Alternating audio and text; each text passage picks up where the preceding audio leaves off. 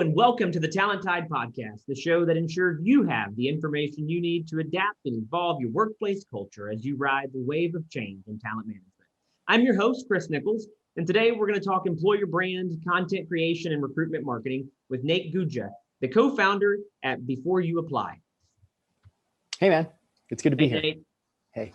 Quickly, an introduction on Nate. He is the co-founder of Before You Apply, a content platform and creative studio that specializes in helping companies give candidates an insider's look at their teams and culture. Based in the Bay Area, Before You Apply has special expertise creating content for highly technical audiences in extremely competitive markets that help companies and talent teams hire fast. Nate has a history of working with HR tech organizations like WorkBubble and HireClub. Welcome, Nate. Thank you for being on the show. Yeah. It's great to be here. I'm looking forward to this conversation. Well, you're one of my favorite follows on social media, Nate. I love what you do on LinkedIn and the conversations that you start are my favorite part. So maybe I'd like to kind of start there. Why do you make the post that you do? I guess number one, and what is the process that you go through for the listeners when they find you? I'd like for them to have a little bit of insider information whenever they find you on LinkedIn about the kind of thought that goes behind your post. Yeah, that's a good question. I don't get asked that often. So here, just like a little backstory on that. Before our company was previously called Job Portraits. About a year and a half ago, we were just at that time, we only had 6 full-time employees. So there was like 6 of us, and we had a husband and wife co-founding team, which is pretty unique. And we were all at their house for a 3-day retreat. We were like all staying together. One of the days we talked about marketing, and we had never really done any kind of like actual marketing. All of our business was through like just warm inbound, all organic, word of mouth, that kind of a thing. And so during that time, I kind of like raised my hand and I said, I'm a big believer in LinkedIn organic. I think it's a place that our buyer pays attention to. And I think we should run an experiment. I'm happy to be the one to do it. I really I love this industry. I think I have some things to say. And yeah, that's how I presented it. And I just kind of told the team, they're all extremely, extremely good writers. And I just said, like, please don't police my work. This is new for me. Just kind of let me run with it. Give me full autonomy and we'll just see how it goes. And everybody was really they were great. And so I dove in, and I put a lot of effort into it at first. And at first, it's hard to create posts. Like, it's hard to know, what am I going to come up with? But I just started doing it and I was very dedicated to it. And it took off a lot faster than I ever expected. I did not really expect it to turn into anything. I just wanted to see what would happen. And within maybe 3 or 4 weeks, I was like, whoa, people are really paying attention to this. And then we started shifting a lot more off of my plate so I could do more of it. We started dedicating more resources to it. I started doing more video and things like that because the company saw the benefit, especially the long-term brand benefit in doing it. I say that just to set a little bit of context, but my process for it is I do it so much now that my mind is kind of a lot of the time thinking in post format, which sounds very strange, but anybody who does it will know what I'm talking about. I'm listening, whether I'm listening to a podcast or I'm in a conversation or whatever it might be. If an idea sparks, I think about it in how can this turn into a post? And I have this on my notes app on my phone, I just have it is a humongous list of post ideas, and some of them are almost fully written out. And so I have a really big content library because I'm just always kind of thinking about it and thinking about different ways to approach this industry. It's also been really interesting to see how just for me, I don't know if anybody else has noticed it, but for me, some of my opinions have changed a little bit. Which I think is the way it should be. I don't think any of this is about having a fixed mindset. I think a lot of posting and putting your thoughts out there is a lot of times this stuff isn't fully baked. It's just an idea, and it's okay to be wrong and have people disagree with you or change your mind on stuff. But it's the whole point of this thing is to inspire thought in people. And that's kind of just the way I've always thought about it. And I completely detach from outcomes. Like I don't even think about engagement numbers. I have posts that sometimes do really well, like at least like, what I would consider to be well. And I have some posts that like don't do anything at all. And like, whatever, it's like, it doesn't matter. That's not why I'm doing it. Are you ever surprised by what posts do well versus the posts that don't do well? I am. The more tactical I get, the less engagement. And some of my like favorite posts don't do well at all. But I mean, it's like one of those things where like sometimes like I'll post something and like I know it's going to do well and I don't like that feeling. It's just like this is going to be really agreeable. It's funny that you say that because I've had the same experience and I'm nowhere near where you are on the content creation scale. You're like relationship goals. But Yeah. but it's like I know if I write certain posts that they will do well. And most of the ones that I write that I know will do well, I don't particularly like writing them at all because they don't feel like what I don't really particularly want to talk about that subject, but I know that post will do well. And to a way, it helps bring visitors to me and the other content that I have. So in a way, it's positive. I follow a YouTuber that talks about this is very niche, but he does country music reviews, and he always talks about the fact that the negative, like he'll do like 3 negative videos a year about something wrong in country music, and those get way more views than anything else that he does. But what they do is they bring people to his channel to see everything else. Right. Yeah, that's a good point. I'm glad you're bringing that up because I share that feeling where there's been a couple times where like I've posted about some personal things. I don't normally do it.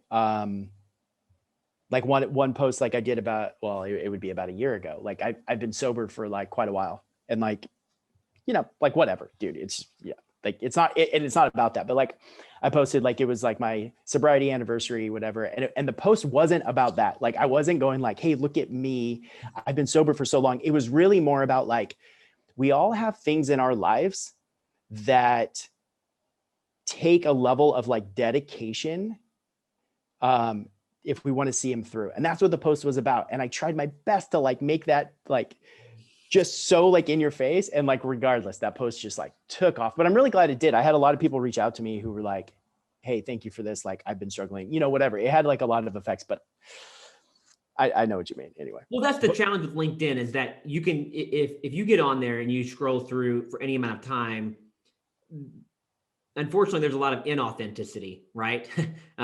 Yeah. And so whenever you do mention something not negative, but it's something real. And I find that when people mention things that are real about themselves or their lives, those posts tend to do better on LinkedIn, in my opinion, because people respond to that and they see that person not as like a facade of sales and marketing and branding for whatever their organization is, but hey, that's actually a real person over on the other side.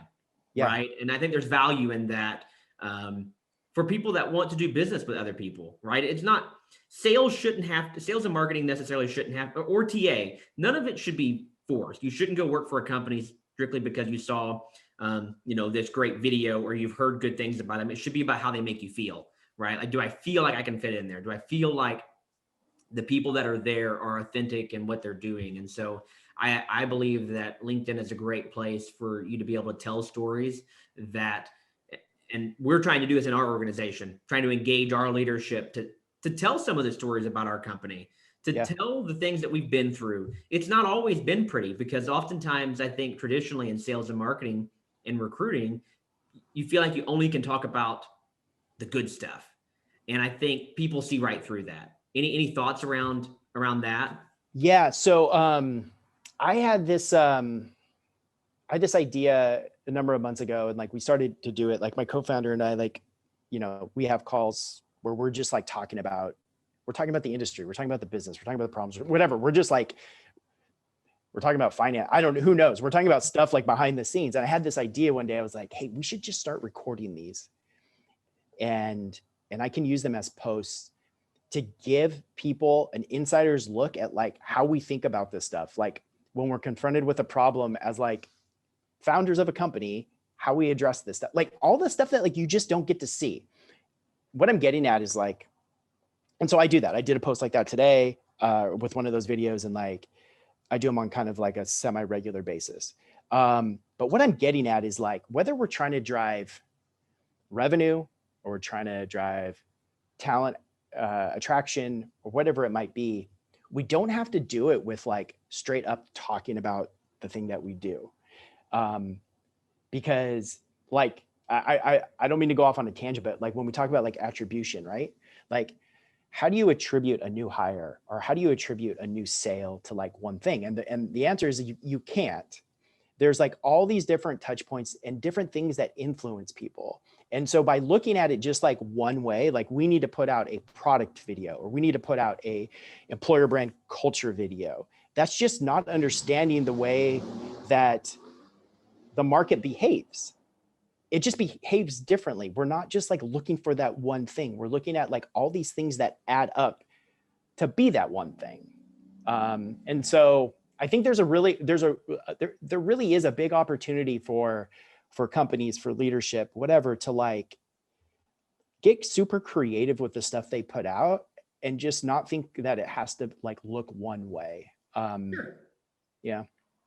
It's funny. None of these things are on our topics, but we just kind of started rambling about all of this, and here we are. But it all ties back because LinkedIn is the premier work site, right? Like that's where people go when they graduate college to like say, "Hey, I work here now," right? I mean, it is, and it's where people post their job changes. So LinkedIn is the social media for work. Yeah. And so like when you think about that as a tool, and that's what it is a tool in the toolbox of any organization. That is probably the number one place how they're going to, a candidate or a client is going to potentially experience you before they engage you, right? Yeah. Yes. And so it shows your kind of true side, or it shows nothing, which I think also speaks volumes as well. Yeah. Yeah, it does. It's interesting too. If you like, I've gotten to experience some of this stuff now firsthand, which has been really cool. So like, if we're talking about putting yourself out there we'll just keep using LinkedIn as the platform because it applies to what we're talking about here. Like I started doing that, then I created a newsletter, and like the newsletter has like a pretty good base now. And we've been hiring, and I put out in my newsletter, "Hey, we're hiring for this role," like, job description, whatever, like with some like, copy about like the role, like why, whatever. And it was amazing to see what a recruiting tool now, like the personal brand side of it has become. Which what I'm getting at is like, I look at people, I love to use, do you know Dave Gerhardt? I love to use Dave Gerhardt as the example. I don't know him. No. Okay. Check him out. He has a really big following. He has for a long time. He was formerly, I think, the CMO at Drift, and now he's at an e-com company called Privy. Very, very active on social. He's like known in the marketing world as like a thought leader, but he's in-house, right? He's not a consultant. He's not anything. He's in-house. And when he was at Drift, when I would think of Drift, I thought of him. Now that he's at Privy, when I think of Privy, I think of him. And it's like, they have like one of the best talent acquisition tools in their toolbox by having somebody who is like so well known. It's just pretty cool, like what it can develop into. And I want more people to like understand that there's like, it's not like this whole idea of like personal brand gets like mixed in with all of this, but I think there's a different approach. It's not this like personal brand engagement hacking thing that we talked about earlier. It's about like serious thought leadership about your industry or about things that are tangentially related to your industry, mixed with some humanness, that over time, it can be a recruiting tool. It could be a marketing tool. Like so much comes with it. And I want companies to like really understand that that's real. 100%, because it creates conversation. it creates an opportunity for people to talk to you rather than you talking to them as well, right? Because you're now a thought leader. If I have a question, we're so predisposed now to hop on our phone and go to Google. But some of the internal conversations we've been having is, don't our followers shouldn't have to go to Google if they have a question about something in the recruiting world. They should already know the answer because we've talked about it. Because we Sure. have these conversations internally all the time. Yeah. And if we're having those conversations and we can, one of our core values is help first. Mhm. If we're helping first, we should be putting it out there to everyone. Yeah. And so you're right. It's a tool that if you think about it as purely an opportunity to create revenue, it's inauthentic. But if you think about it as a tool to help people, it becomes much more valuable, and it becomes more authentic to more people, in my opinion. So yeah, there's this early on in my career, I worked with just a really smart marketer, and he told me that relationship capital plus mental capital equals financial capital. And most people think that financial capital starts first.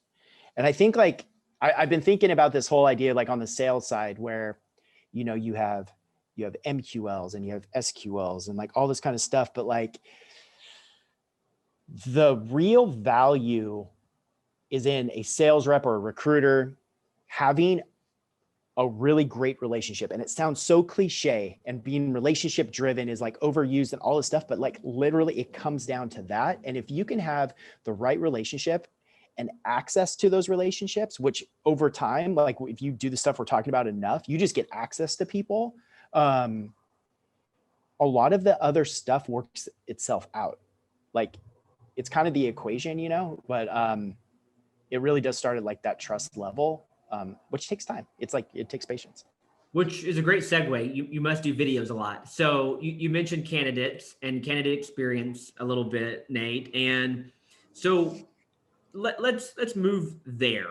Why is there such a need for candidate experience to be taken more seriously in today's marketplace?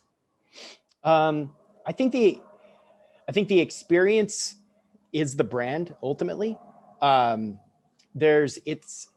like what we talked about, like let's just say on the content side of like the awareness side of things, it's not easy, but at the same time it's not difficult. It's like we know what that looks like and we know how to do it. So that can generate a lot of interest, and it can also set a lot of expectations. And then when a candidate gets into the actual experience, which is where the rubber hits the road, and if things don't line up, then all of a sudden the brand side of it is just completely damaged. I really believe that a company could potentially just get by on providing an amazing candidate experience. But what we see too often is like, there's just the disconnect between what is like put out there and then what actually happens with the candidate. And I understand why it happens. And it happens because sure, we can say like hiring processes are broken and all that kind of stuff, but like what it comes down to is like poor top of the funnel management. It is volume. It is overwhelming recruiters and well-intentioned recruiters who want to provide a wonderful experience for their candidates just can't because they just do not have the capacity to do it. What they are doing is they have massive hiring goals. Their companies that they're at are scaling at ridiculous levels. They have the floodgates open, so they're getting tons of applications that they have to sift through. People are getting neglected because they just don't have the time or the capacity to do it.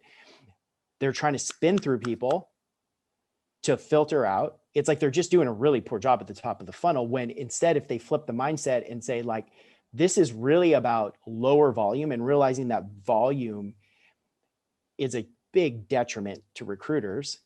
How can we lower the amount of volume, have our recruiters have thoughtful, productive conversations at the top of the funnel? That will then help solving the whole experience. But I think it just really comes down to like recruiter overwhelm. That just kind of destroys the whole thing. Couldn't agree more. It's recruiters, God love them. They're drinking from a fire hose from the time that they log on in the morning till the day ends, right? Because it's candidates, and hiring managers are breathing down their throat and they're saying, I need more candidates. And you're right, volume is the detriment, because more candidates doesn't necessarily equal good or quality. I mean, there's nothing about more candidates that could potentially equal a better hiring decision, right? And sales companies, sales and marketing also, they also have that same conversation. Sales is always telling marketing, we need more leads, and then they say, the leads you're giving us, they're not any good. Mm-hmm. Yep. Same conversation should be being had and it is being had in recruitment and in sourcing and recruitment marketing, because they're saying the same thing. The candidates aren't any good. Well, you're probably talking to the wrong people. Or have you identified, taking a page out of the sales and marketing book, have you identified your ideal candidate profile? Mm-hmm. Yep. Are you actually having that conversation? Because if it's just, I need a nurse, I need an engineer, and they have to have this and that, there's a lot of people out there, even in high demand fields, that potentially meet that particular category of what you're looking for.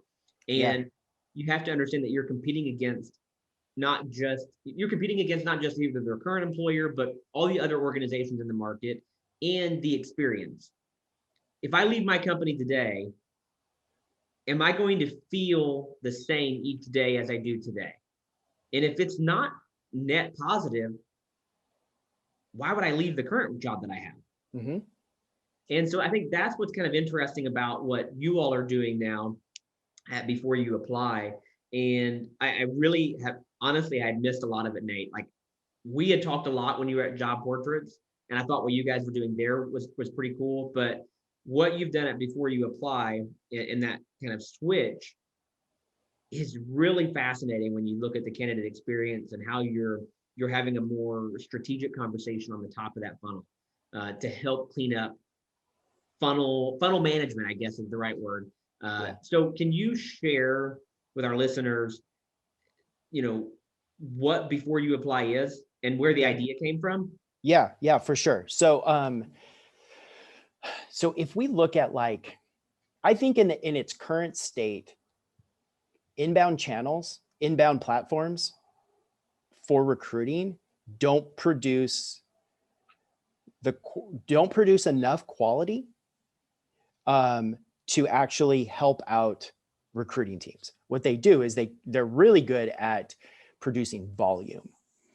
But because of that, outbound to candidates, especially outbound to passive candidates, when we're talking about like hiring tech talent, for example, is still very much a thing. And it's going to continue to be a thing because that is the easiest, best way for talent teams to manage quality. They can optimize for quality by going out one-to-one directly to a candidate that fits their profile, because their inbound channels aren't doing that for them. Inbound channels are creating overwhelm. Outbound channels are creating at least quality conversations, or the opportunity for quality conversations. So like, that's where I feel the current state of this industry is at. Because of that, there's a conversation in employer branding about we need to get clear on our EVPs. We need to design an amazing career site. We need to create a culture video. We need to do these kinds of things. But the reality is who's seeing those things? And actually, who cares about them? So like, you're spending a whole bunch of money because that's what the industry says you should do, or that's what people in these positions think you should do, but it's not matching the reality of the actual recruiting function. And the whole point of any of this stuff is to drive awareness to the right candidates so you can hire them. That is it. There is like, you can fancy this stuff up and talk about cultural alignment and use all these buzzy words, but when it comes down to it, that is your responsibility. It is the same responsibility that corporate branding and marketing has. So like, I don't know why anybody fluffs this stuff up. And the fact that nobody is creating assets to put in the hands of their recruiters to make their jobs easier, to have them have more productive conversations as soon as possible, and to decrease screening call times, it just blows my mind. It's like, if you just look at behavior versus the things that are being created, none of it aligns. Absolutely. So there, okay, that's my spiel on why. So what we did was, like, we've been in this industry for like 7 years. We have a lot of domain expertise when it comes to how companies, especially how startups recruit. We know what their candidates think about. We know what they care about. Like, we understand these people and their end users like really, really well. So we came up with this idea of like, we need to create something that a recruiter can put in front of a candidate and give them answers to all their questions before they apply. It's like that, it's that literal. And so that's where we came up with the concept, and that's where we designed these landing pages. The reason we do them at the team level is because for candidates, it's hyper relevant.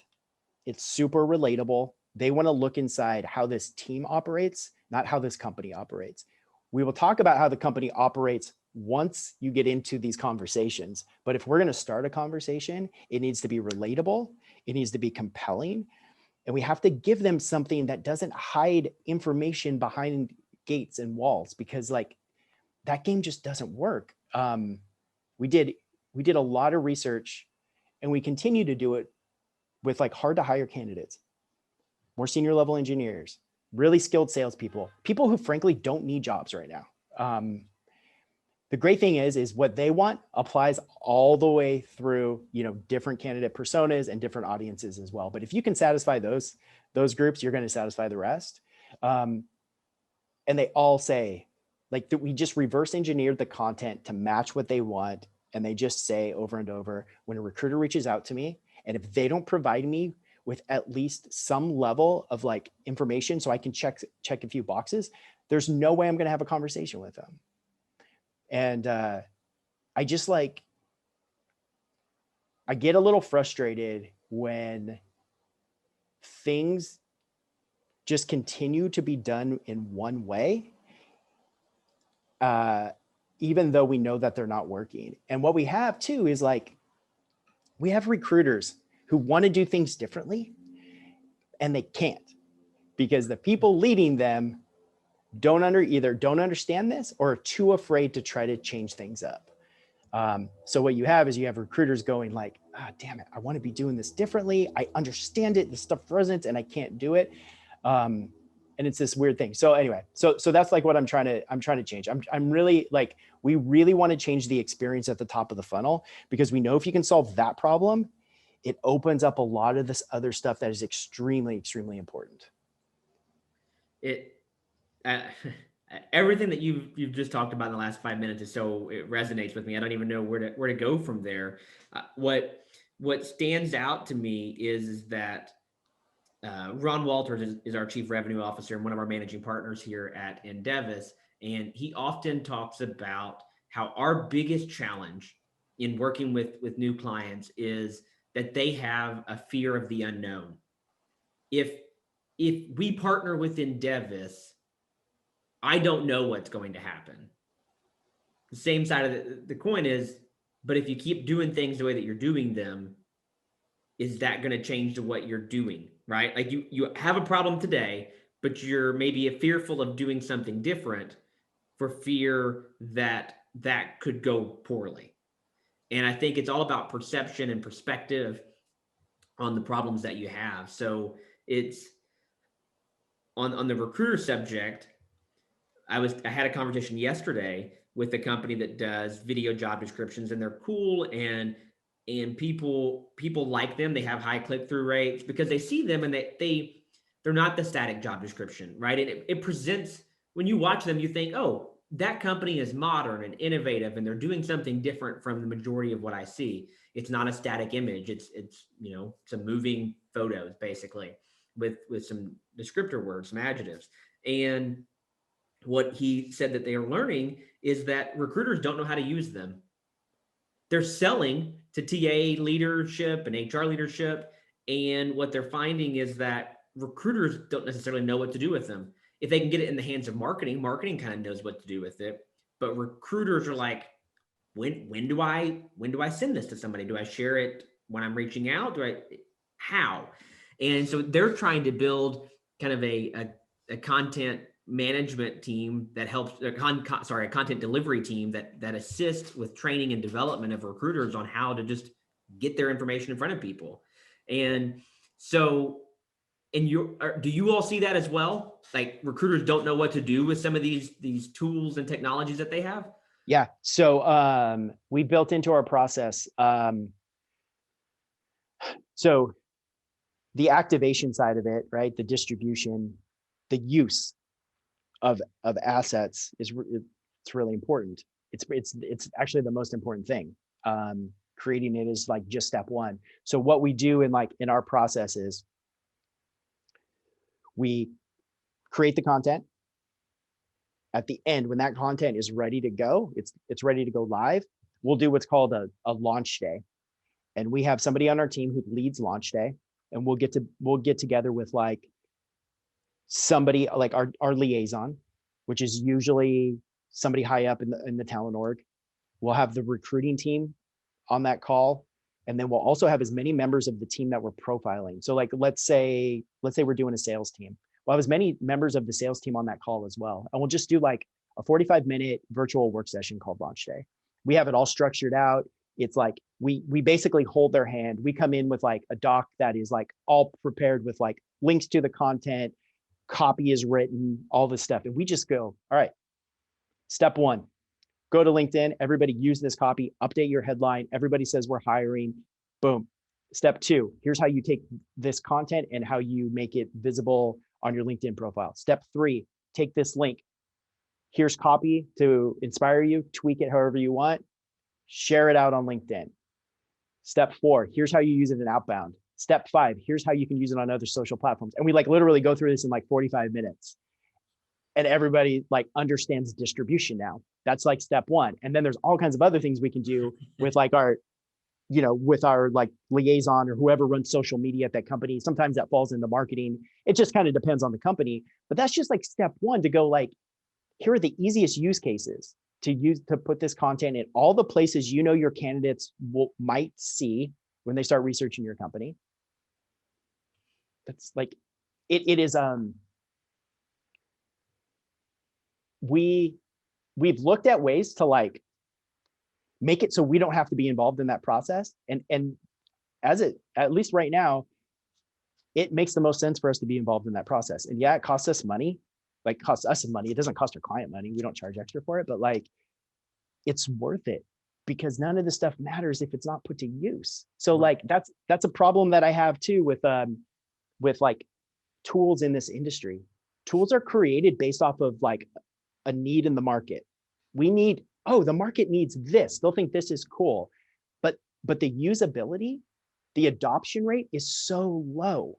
And it's so low because nobody is thinking about the tactical execution side of the tool that they're creating. So if you create, what you have to start with is like, how is this stuff going to be used? How is something going to be used based off of like behavior? And then you can reverse engineer something and create it, because then the use and the thing actually match up. Because who would have thought that somebody needed a video with team members talking about what the job was really like? Like that's not something that people really, if you're sitting around thinking of ideas, that's probably not one that comes to the forefront immediately. It's like, we need a tool that will speed up the process for which a candidate engages with us and we get them in front of a hiring manager. And it's like,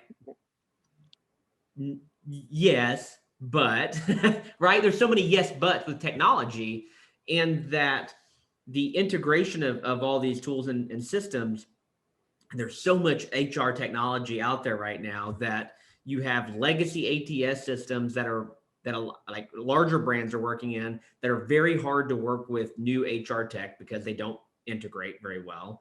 And then you have companies that think, well, if I just switch my applicant tracking system, it'll solve all of our problems because the applicant tracking system is terrible. In reality, it's a lot of process issues. The problem is how you're doing it all.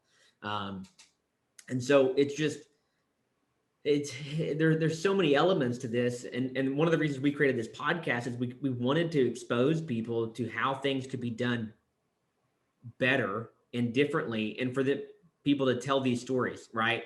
People to understand that before you apply is an organization that's helped other companies and they do it this way, right? Because otherwise they may not even know that something like you exists in the marketplace. Yeah. And so what I wonder is how much silos play into some of the challenges that organizations have with talent. So when we think about recruitment marketing is probably the buzziest of words in employment branding around TA in the last 5 years. And yet TA leaders, they didn't come up thinking I'm a marketer or No. necessarily that I'm in sales. None of those conversations started happening until recently. So how do we, how can organizations create an environment in which silos can work together to create a talent brand and a talent pipeline that an organization can be proud of, and it helps them fill their positions not just quicker but with quality as well? Yeah. Yeah. That is the question actually in the industry. That is, it's a big question. And I wish I had like a really amazing answer to it. I'll just, I'm going to take a stab at it. Um, there's long been this disconnect between things that sit on the HR or talent side and then what sits on the marketing side. There's like, companies like to say like our people or our talent is like our greatest asset, but like the behavior just doesn't prove that or show that. Now, because of actually like, this is one of the benefits of COVID, which is like so weird to say, but like from like what we're talking about, you know, from this standpoint, it has created a market, a shared market with between corporate branding and employer branding, where buyers, consumers, candidates, they just think about companies differently. And there's a lot of crossover. And so what that has caused is it's caused a lot more alignment between marketing and HR talent, because marketing now realizes that like the way that people experience us on the talent side affects the way that people experience us on the, you know, on the consumer side. And our buyers are actually some of our best talent. And like there's just like those conversations are finally happening. Marketing, for the most part, though, doesn't have the bandwidth to support the things that we're talking about. They just don't. They're busy trying to drive revenue, which I totally understand. But their support, their sign off, their belief goes a long way, because they have more clout than employer branding does internally. And if employer branding or whoever leads that, which a lot of the times is a head of talent who has 20 other things on their plate, and they're like, employer branding is important, but like they don't have any resources to dedicate to it. If Right. they can go to marketing and talk to them in a way that marketing will understand, not in like the fluffy way, whatever. It's like, hey, my job is to do exactly what you're doing, but it's on the recruiting side. My job is to create really cool things that compel the right people to want to talk to our recruiters so we can hire them. It's literally what you're trying to do with your salespeople. That kind of language now all of a sudden takes all this fluff and makes it very tangible. You can feel it. And at the same time, it matters a lot to the business. I think there's just been this miscommunication, this like between language. But I am having like I'm an optimist, and I am having more conversations with people in-house who are saying like, hey, marketing is giving us some of their resources. They're, you know, like we can use them for some of the creative work and, you know, things like that. It's like, it's all about like doing things. It's all about like doing things, creating something, showing what this looks like, and then getting more resources dedicated to it. I've seen it happen too many times to like, it's just true. Yeah, it's you know, people in TA and HR probably never thought that it made sense for them to be taking their marketing folks out to lunch and having conversations with them, right? I mean, it's building that relationship and working together to achieve some common goals, and getting buy-in as well from leadership, because I think a lot of companies, a lot of people believe in the idea of the Disney service profit chain model, where you put your people first and your customers come later. And I feel like I mention this all the time, but you take it another step further, and if your candidates believe in your organization, they walk in the door believers, right? And Yeah. your 30-day and your 60-day, even for high volume positions, is going to go up because they simply believe in what you're doing. And I do think that B2C companies have an advantage over B2B companies when it comes to Totally. to recruiting, right? Because they're already known in the marketplace. And what B2B companies fail miserably at, and it's the biggest challenge too that they have, probably is selling as well. They want to talk about themselves, right, too much. And they don't know how to talk about feelings, because businesses don't have feelings. I'm selling to a business. Why would I sell feelings? And it's like, no, you're selling to a person on the other end who's having to make a decision about the business that they're in charge of. And so for them to buy from you, they have to trust you. Mm-hmm. And so that's why I say B2C companies have a huge advantage, because they're already there. In order to acquire customers, they have to have trust. Yeah. And B2B companies are way behind the 8 ball here. And maybe it's because I'm in a B2B company where it feels I'm more exposed to that. But I think there's just a massive opportunity for B2B companies to become more human. There is, absolutely. It's so interesting, man. Like, we'll audit some companies as if we are a candidate, and we go through we have like a series of questions that we know candidates want answered before they apply. So we'll go through and we'll audit. And like a lot of the time with a B2B company, we're like, what the hell does this company even do? Like, I don't know what they do. Like, why are they speaking like this? Why can't you just like talk like a human and tell me what you do? Which is like, hey, if I'm a candidate, especially a candidate who has options, and I don't know what you do, come on, like think about your buyer, Yeah, like all that right. kind of stuff. Like, it's just like, it's super confusing. So I agree, man. There's like B2B can steal a lot from B2C. And I just think like this idea of like, well, I'm selling a $50,000 or $100,000 like ARR piece of software or whatever. Like, I can't do that. Yes, you can. Yes, you can. Totally. Like, especially now, your buyer is wearing sweatpants. Come on. Anyway. No doubt. I was just having a conversation this morning about somebody who's like, I miss suits. But yesterday I had a conversation on Zoom with a guy who was walking on his treadmill. Yeah. That wouldn't have happened a year and a half ago. He's a VP. Yeah, totally. A year and a half ago, he'd have been in his desk with a suit on and everything. So it is funny where we're at, Nate. And, I feel like we could probably have 4 or 5 more episodes talking about a lot of these topics, but I really appreciate you taking time to join me today. And I hope we can have you on again in the future as well, because these subjects are so interchangeable and there's more to expand on. We could obviously get far more into the weeds, but I hope that our listeners can kind of follow along. And if they want to ask you questions, Nate, where and how can they reach you to ask about any of the things that we talked about today or before you apply? Yeah, for sure. LinkedIn is a really easy place to find me. I post most days, Monday through Friday. So it's pretty easy to find me on there. But if you want to email me, it's nate@beforeyouapply.com. And are you serious that no one before you all had thought of the name of a company to be before you apply? No, I got asked that yesterday too.